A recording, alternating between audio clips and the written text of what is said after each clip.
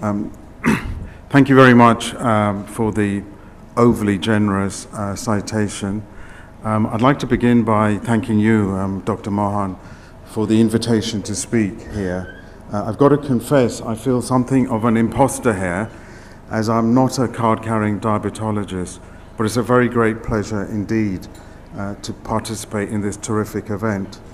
Can I also take this opportunity to pay tribute to you, what you have done and what you continue to do in providing a seamless and integrated model which brings together state-of-the-art care, teaching, training with charity. Okay? And I think the case study you presented in the morning of the young girl from Calcutta illustrates that beautifully. I've traveled in many parts of the world and tried to do many things. I think what you have done and what you are doing is without parallel and without peer. So I doff my metaphorical hat to you.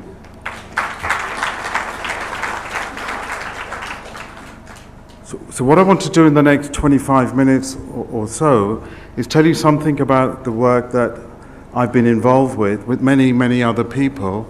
And it's really about trying to better understand the causes, consequences, and potentially treatments of one of the major global public health threats of our time. Now, of course, there's diabetes and metabolic disorders, but there's also dementias. And I'm using dementias really as a shorthand for age-related neurodegenerative disorders. This is a global epidemic, no question, and it's getting worse.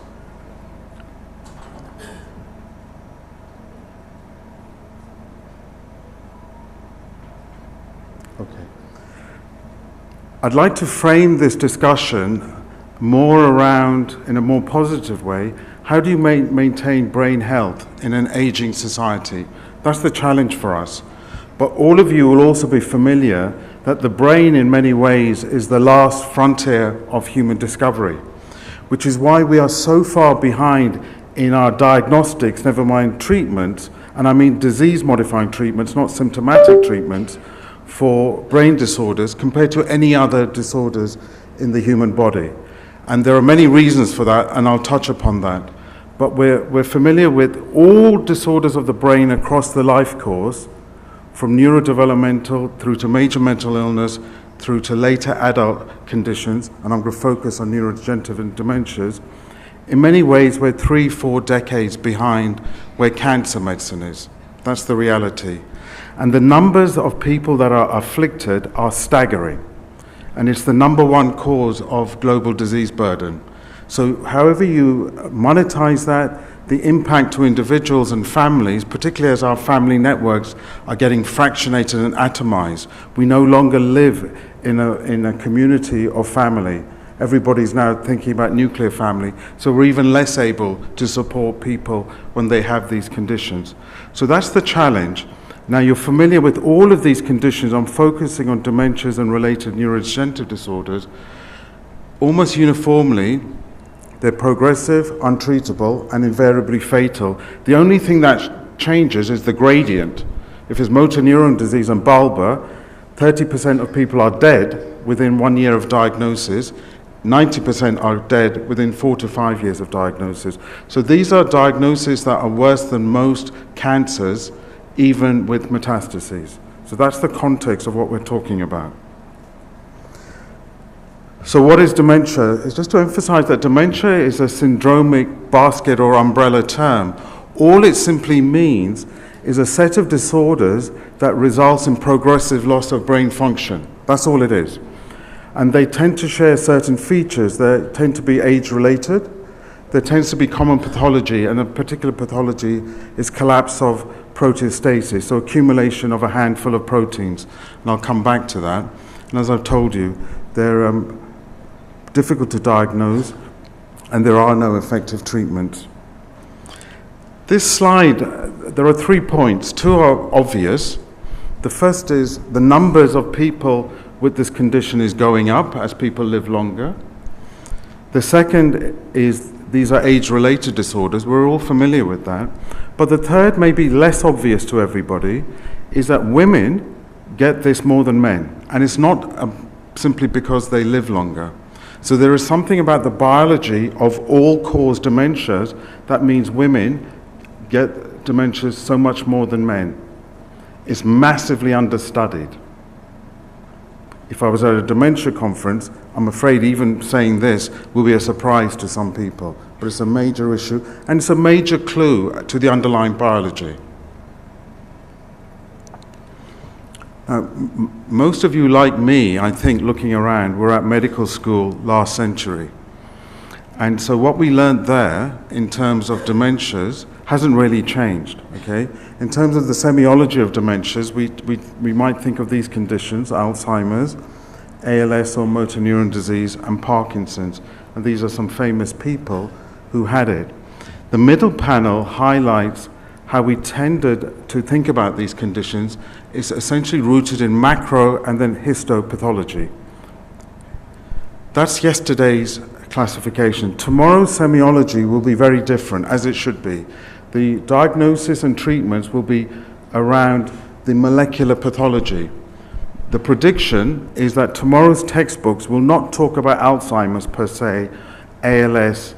They will talk about the molecular pathology. So tomorrow's treatments will be treatments for TDP-43 proteinopathy. Now, if you had a treatment for TDP-43 proteinopathy, that would be relevant for 97% of people with ALS, 50% of people with frontotemporal dementia, and a vast swathe of older people who have mixed pathologies. So this is a very important conceptual point. It's obvious to all of you as physicians and diabetologists because we no longer talk about a treatment for cancer. Everything is molecularly targeted, and we've moved away, if you take the cancer analogy, from thinking about organ-specific cancer. The treatments are targeted against the molecular pathology and is agnostic to the organ of origin. That is where we need to go with the brain disorders, including the neurodegenerative disorders.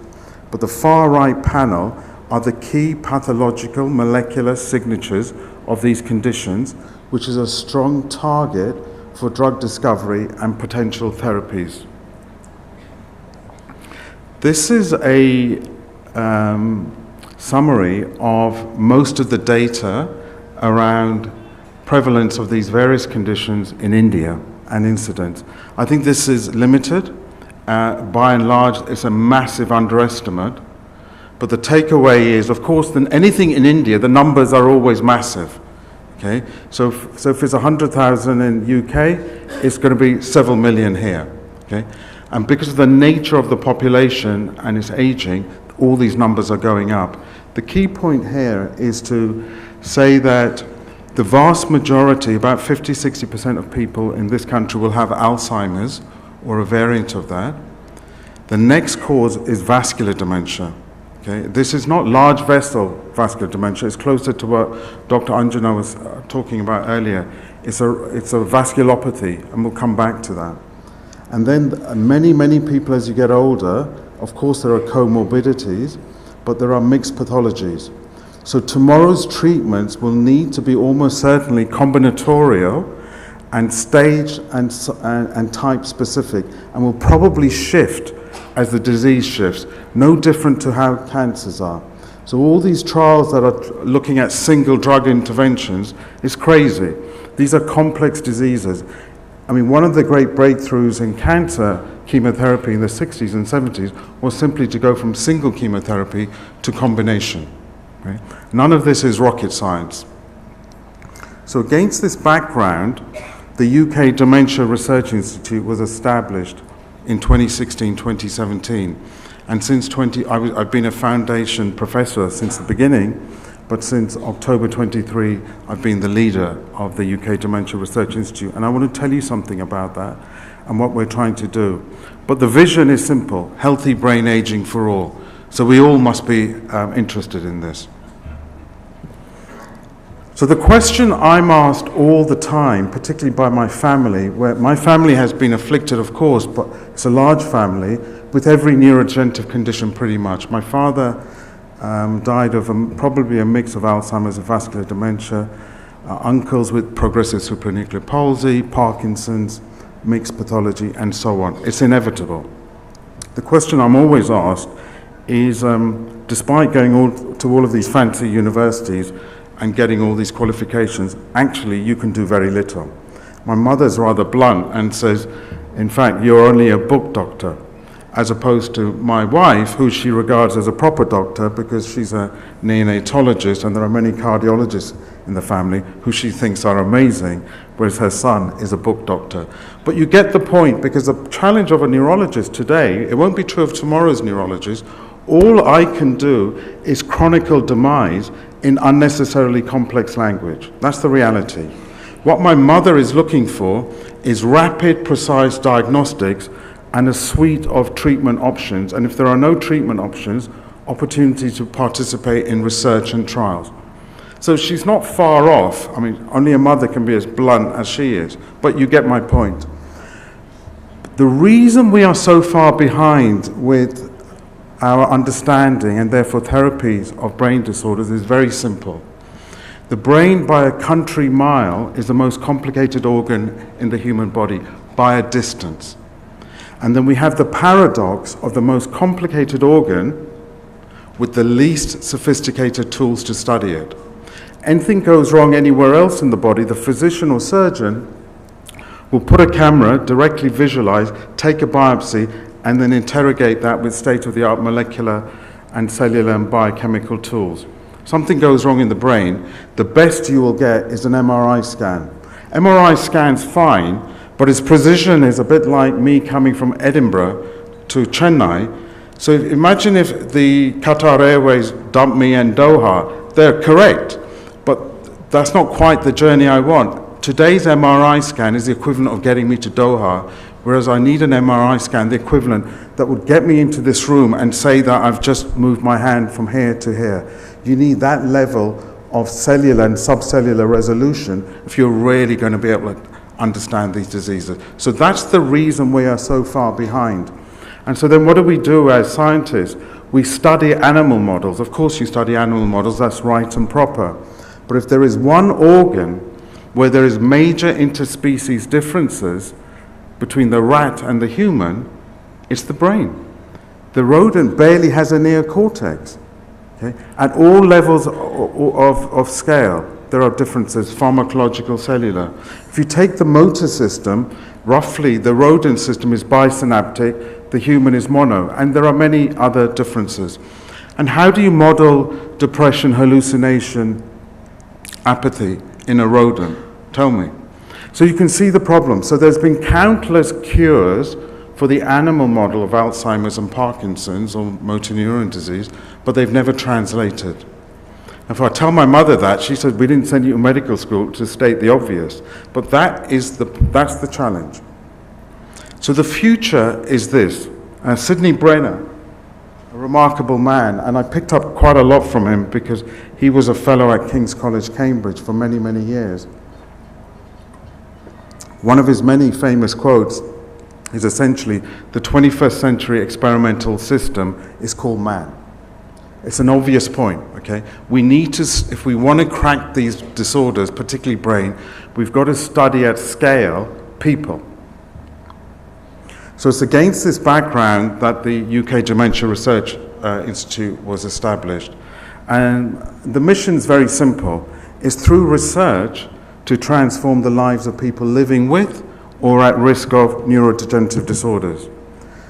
And the opportunity here is the following. If you can triangulate world-class scientists at world-class universities with the NHS, still a brilliant unitary healthcare system, around a challenge-led purpose, which is dementia and neurodegenerative disorders, there's a risk we might actually do something useful, and there's a smaller risk that I might actually persuade my mother that I'm more than just a book doctor. Okay? So this is the UK Dementia Research Institute in numbers. We're a distributed national MRC institute. MRC institutes, there are 5, are the flagship research investments of the UK. There's 85 group leaders, and there's about 1,000 researchers. Without question, nothing to do with me, by the way, we have some of the very, very best scientists in the world, and arguably the greatest cluster of world-leading mechanistic neuroscientists working in dementia are in the DRI. And I tell you, coming from Britain, there's very few times in the where you can say, we are the best in the world. Okay? Because generally, if you're from Britain, you cannot say that. But in this context, in terms of its raw scientific power, at some of the best universities, Oxford, Cambridge, UCL, Imperial, King's, Edinburgh, no question. But we need to capitalize on that, and we need to do that in partnership. That's one of the reasons I'm so pleased to be here. So everything I've told you so far has been very negative and bleak. I've told you this is a terrible problem, the numbers are going up, women are more than men, there are no treatments, we can't diagnose this, might as well just pack up and go home, right? But actually, the field is at a tipping point.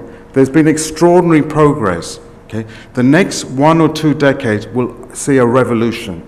It's coming.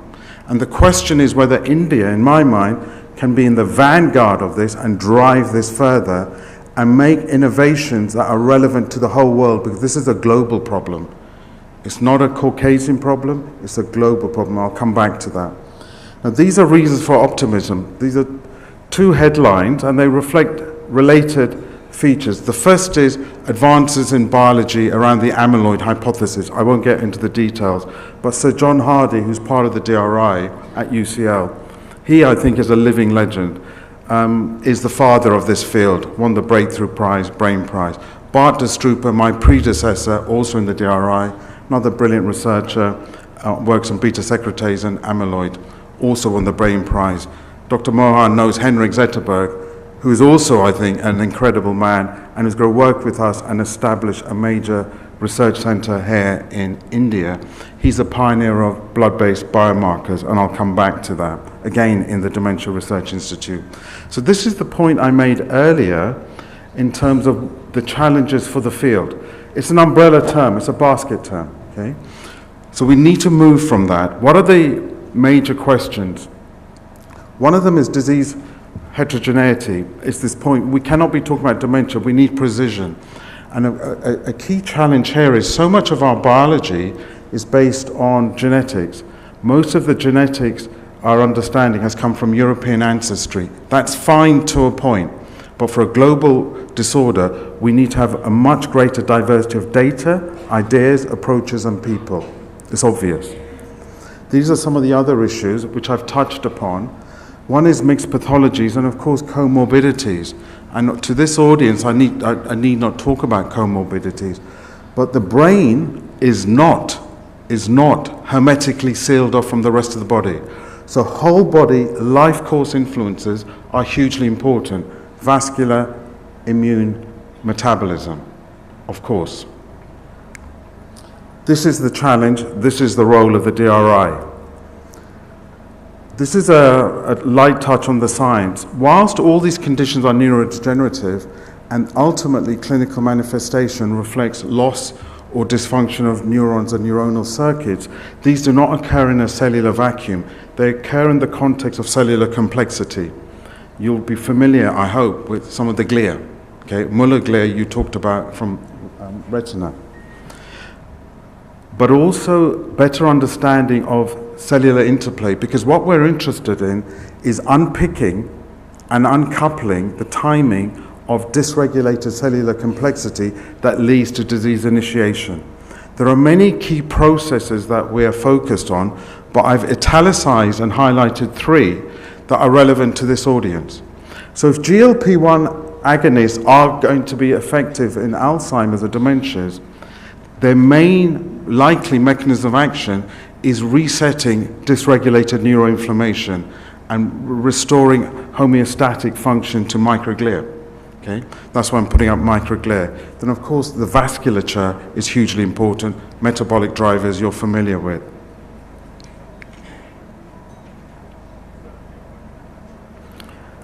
For reasons of time, I just want to focus here and make 2 points. The first, as I've said already, we've got to study people at scale. So you need to have organized cohorts, and then you need to have linked biosampling, you need to do annotation, a lot of my work is stem cells, and then you need to establish human-based model systems. One of the things that the UK is very good at are cohorts, okay? Phenomenal cohorts. The most famous one now, of course, is the UK Biobank.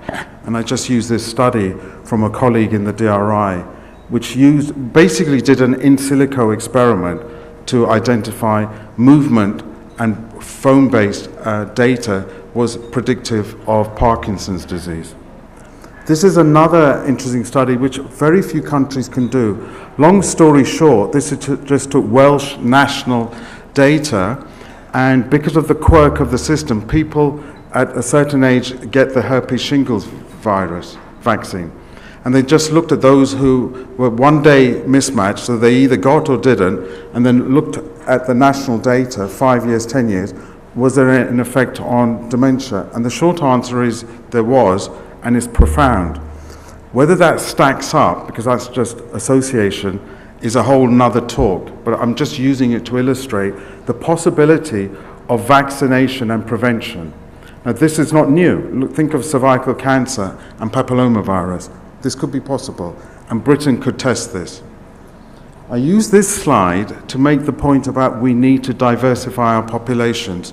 So the genetics of Parkinson's are pretty well understood, or we thought they were.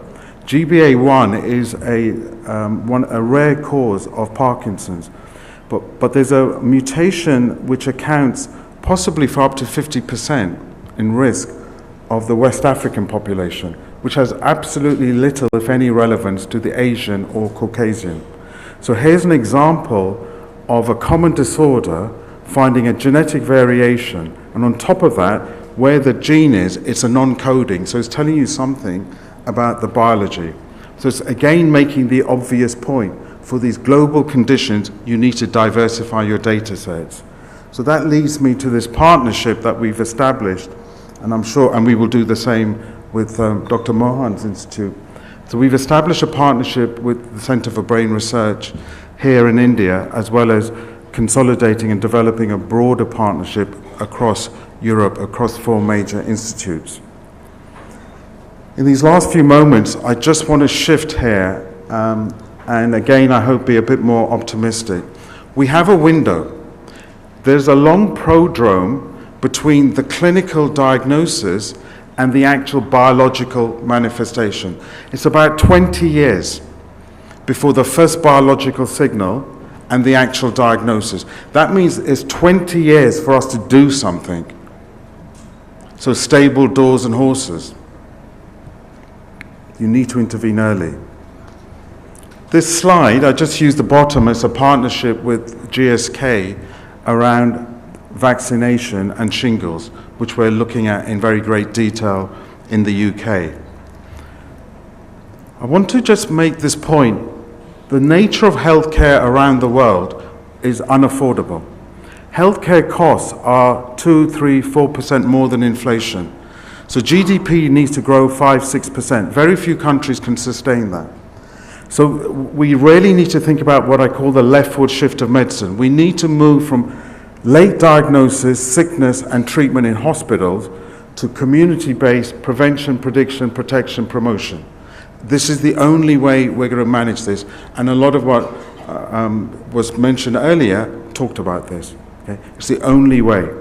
And this is going to be data and digitally driven. Here I'll give you an example of Alzheimer's disease. I've already told you how limited neurologists are in just about everything we do. Okay? To make the precise diagnosis of Alzheimer's, you need a lumbar puncture and you need a PET scan. I mean, that's not going to happen in most parts of the world. Now you can get rid of all of that. A single blood-based test is your equivalent of your blood glucose. But we don't yet have the brain GFR. That's what we need, or a multimodal brain score. It will come. But you already now have a blood test which basically does away with those tests. And with the explosion in technology around proteomics, which is where we need to invest in, you're going to see huge change. So we will begin to define people less by chronological age, but by their biological age determined by proteomics, done at scale. So finger prick, dry blood spot, multiplex, at cost, you'll get a whole body biological age, which will also inform on disease and function. Against that background, what we're establishing at the Centre of Brain Research in India, here in Bangalore, as a national resource, is exactly this, between the UK Dementia Research Institute and ourselves. And Henrik Zetterberg, one of those three men, is the key man here. I just want to say that there are other digital data that you saw about fundoscopy. How we speak is a measure of our brain function and wellness. So acoustic data off your phone, voice data, not what you're saying, but how you speak. Okay? It all comes down to mathematics. So the idea that acoustic data can be a biomarker and a predictive tool for brain health and disease sounds crazy, but it's true. But this is a simple, scalable, cost-effective, non-invasive, but it also gives you high-frequency data in an ecologically sound setting because it can be done at home.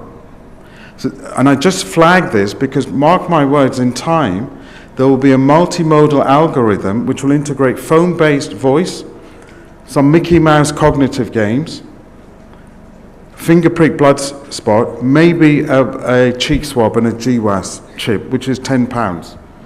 And that will give you your brain score, and that will be used to drive decentralized community-based trials. Last few slides. Now imagine we do have interventions, lifestyle interventions, drug interventions. You have to run these in properly controlled studies, otherwise it's meaningless. Okay? The problem is, most of the drugs are not going to work. 95% of interventions do not work. We all know about running randomized two-arm studies. These are massively inefficient. If you just take what's happening now in metabolic medicine, meeting dementias, these are various trials in the wagon wheel that are running, and the top three, the three on the right, represents trials from your field. Okay? But if you do these sequentially, it takes 20, 30 years. None of us have the time. It's also massively inefficient in terms of cost, time, and participant number. Now we know from recovery trial and other studies, again cancer, this isn't necessary. This is what you can do. Okay? These are what are called platform trials. These are multi-arm, multi-stage adaptive trials, pioneered in cancer and beginning to hit neurological medicine. This is the future. Everybody who's given a diagnosis should be given an opportunity to participate in research and ideally a trial linked with serial biosampling. That's essential. This is an example of such a trial led by us. It's the largest trial in the world which has this level of innovation, and it happens to be for motor neuron disease. So my penultimate slide. In the end, the dream has to be about adding life to years and not merely years to life. I mean, without question, India should be in the front of this. India, for many reasons, is very well placed to be a driver in this emerging major area of unmet need. We've heard a lot about this. I've picked up every major condition seems to be accelerated here. The threshold for diabetes was 25 to 34. Osteoporosis earlier looked 10, 20 years earlier. So this phenomenon of accelerated brain aging, which is what a diabetic with the South Asian genes on top of other lifestyle influences, is an extraordinary opportunity to better understand, but also to have intervention. Of course, India also has enormous genetic diversity. Within India, there's more genetic diversity by a distance than across Europe. And then, of course, the diversity of education, urban, rural, and many others. But I think India could do this, and should do this, okay? In partnership with many other places, but it should be led and anchored from India. And I would see my role and that of the DRI, if we can ever support and enhance India-led activity, we'd be delighted to. So my final slide, 2 points I wanted to make. This is the clinic in Edinburgh that I lead, and it was through brilliant targeted philanthropy from the author J.K. Rowling. So she gave £27.5 million to me in 2 separate amounts in memory of her mother. Her mother died of multiple sclerosis. The clinic is called Anne Rowling. It should be MS Clinic, but I articulated to her the dream and the vision of regenerative neurology as the future. So the clinic, which takes care of all of South East Scotland, patients with Parkinson's, motor neuron disease, multiple sclerosis and so on, is called Anne Rowling Regenerative Neurology. So it's a marker of optimism of where I think we will go. And then my very last point is these are just a couple of quotes which I'd ask you just to read briefly, because it summarizes what we're trying to do. For motor neuron disease, you can replace that with any of these conditions: Parkinson's, Alzheimer's, progressive supranuclear palsy, and so on. It's very powerful. Thank you very much for listening.